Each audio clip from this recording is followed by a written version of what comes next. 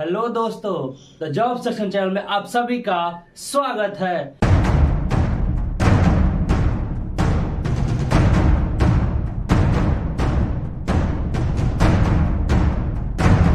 तो हमें आज पढ़ना है गैस के विसरण के नियम के बारे में, या इसे हम ग्राहम का विसरण नियम भी कहते हैं। इसका क्या उपयोग है, इसमें कौन से सूत्र होते हैं, ठीक है, और इसका किससे रिलेशन होता है, इन सब के बारे में पढ़ेंगे। आखिर गैस किस चीज पर डिपेंड करता है, ये सब बातें करेंगे। तो आप अगर इस चैनल पर नए हैं तो इस चैनल को जरूर से जरूर सब्सक्राइब कर दें और बेल आइकन को जरूर दबाएं। तो चलिए शुरू करते हैं। अब गैस का विसरण, यानी तो गैस के विसरण का खोज थॉमस ग्राहम ने किया था। कौन किया था? थॉमस ग्राहम ने। और कब किया था? तो एक क्वेश्चन पूछा था, गैसों के विसरण का नियम किसने बताया था? तो थॉमस ग्राहम ने। और कब बताया था? तो 1831 में। कब बताया था? 1831 में। अब बात करते हैं थॉमस ग्राहम आखिर थे कहाँ के और वो किस चीज के वैज्ञानिक थे। तो सबसे पहले थॉमस ग्राहम थे स्कॉटलैंड के, वो रसायन शास्त्री थे। कौन थे? रसायन शास्त्री। अब बात करते हैं इसमें इस चीजों को विसरण के नियम पढ़ने से पहले सबसे पहले बात करते हैं हम विसरण आखिर क्या होता है, डिफ्यूजन क्या होता है। तो डिफ्यूजन होता है गैस के अणुओं का वातावरण में क्या होना, फैल जाना। ठीक है, जैसे मान लो कुछ दूरी पे खाना बन रहा है तो हमें कैसे उसका सुगंध पहले ही आ जाता है, या फिर किसी रूम में हम घुसते इन करते हैं जैसे ही, तो उसमें कहीं ना कहीं अगर फ्रेशनर डाला हुआ है, अगर परफ्यूम फैला हुआ है तो हमें सुगंध पहले ही आ जाता है। तो ये सब क्या है? विसरण का प्रक्रिया है। तो इसके बारे में क्या कहा गया है? किसी भी प्रकार के गैस के अणुओं को फैलने तथा बिखरने का गुण, यानी गैस के अणु जब वातावरण में फैल जाते हैं या फिर उसके वो बिखर जाते हैं, उस गुण को हम क्या कहते हैं? विसरण कहते हैं। ठीक है, विसरण यानी डिफ्यूजन कहते हैं। तो उसका एग्जाम्पल कौन कौन सा होता है? तो सबसे पहला होता है रूम फ्रेशनर। ठीक है, तो रूम फ्रेशनर जैसे कुछ हमें बदबू आ रही है तो हम क्या करते हैं? रूम फ्रेशनर लगाते हैं जिससे हमें अच्छी अच्छी सुगंध आए। फिर परफ्यूम, तो परफ्यूम हम अपने बॉडी पर लगाते हैं जिससे वो स्मेल बाहर की तरफ जाए। फिर NH3 यानी अमोनिया गैस का फैलना।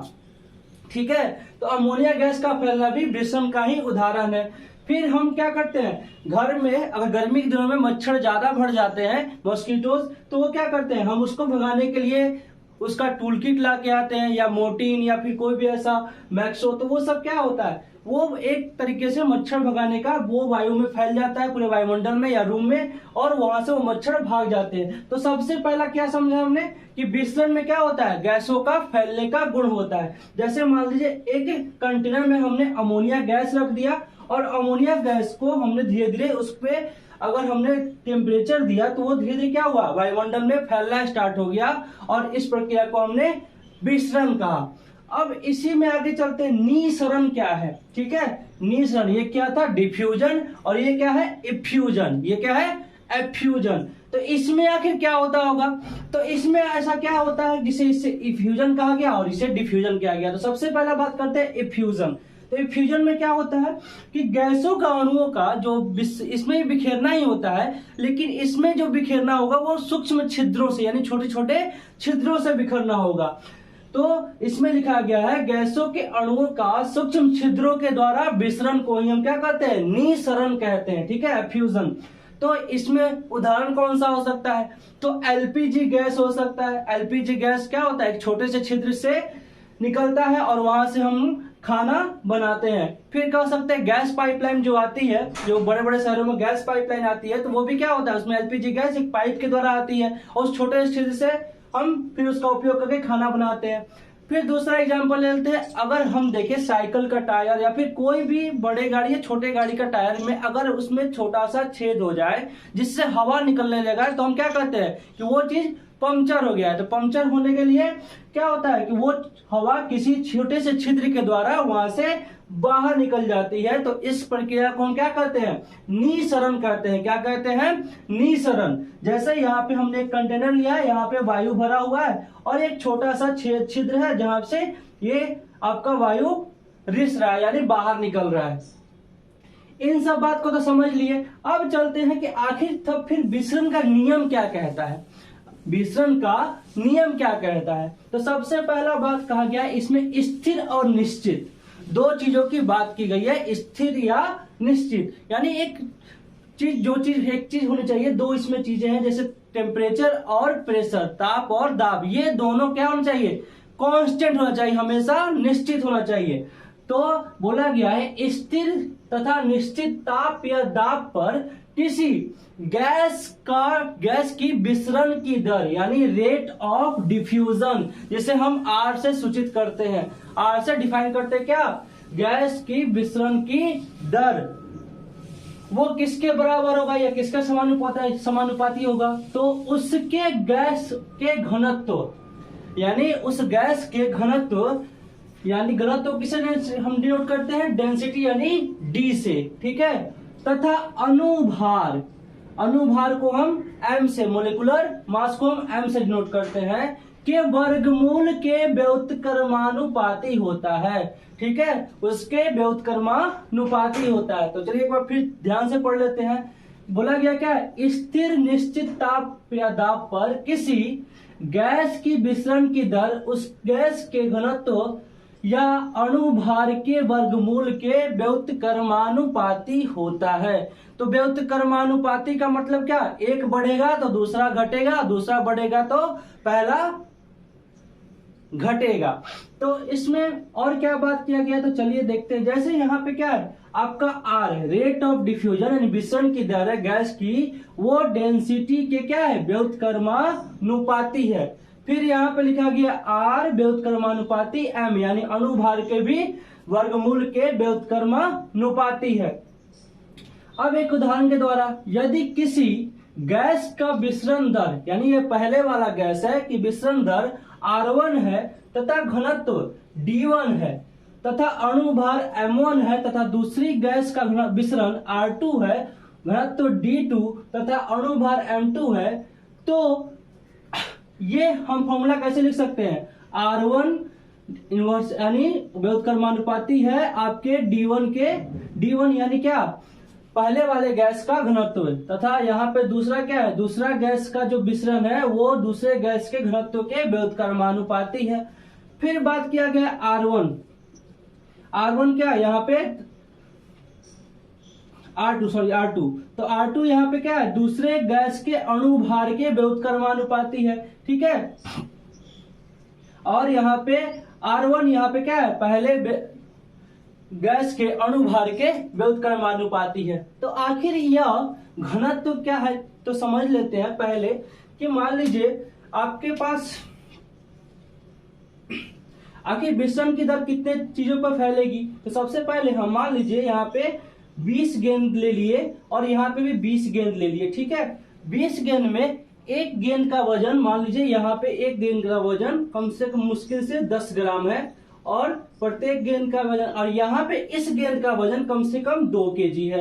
तो दोनों गेंद में मान लीजिए हम हल्का वाला गेंद, हल्का जो गैस होगा जिसका घनत्व तो हल्का होगा या फिर जिसका द्रव्यमान हल्का होगा, वो क्या होगा, अगर उसको हम हिट करते हैं, वहां पे बहुत सारे मान लीजिए 20 गेंद है, उसको एक साथ एक बार हिट करते हैं तो कौन, ये वाला जो होगा, जो 20 गेंद होंगे जिसका द्रव्यमान कम है, वो क्या होगा, बहुत तेजी से भागेगा इधर उधर, वो बहुत तेजी से विस्तृत होगा, भागेगा ना। लेकिन अगर हम 2 केजी द्रव्यमान वाले बॉल की बात करें तो वो जो एरिया कवर करेगा वो छोटा जाएगा, बहुत ज्यादा दूरी तक नहीं जाएगा। यानी यहाँ कहा गया क्या कि जो हल्का द्रव्यमान का गैस होगा वो बहुत तेजी से फैलेगा, जबकि जो भारी द्रव्यमान का गैस होगा वो बहुत धीरे से फैलेगा। यानी इस भार के हिसाब से भी जो हल्का भार का होगा वो बहुत तेजी से फैलेगा, जबकि जो ज्यादा भार का होगा वो बहुत कम फैलेगा, यानी धीरे धीरे फैलेगा, ठीक है।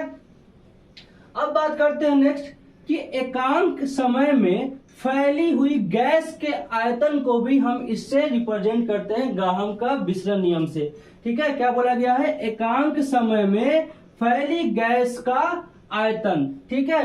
तो वॉल्यूम यहां से रिलेट किया गया है, तो R बराबर V/T, R बराबर V/T यानी T यानी एकांक समय और उसमें गैस का आयतन, ठीक है।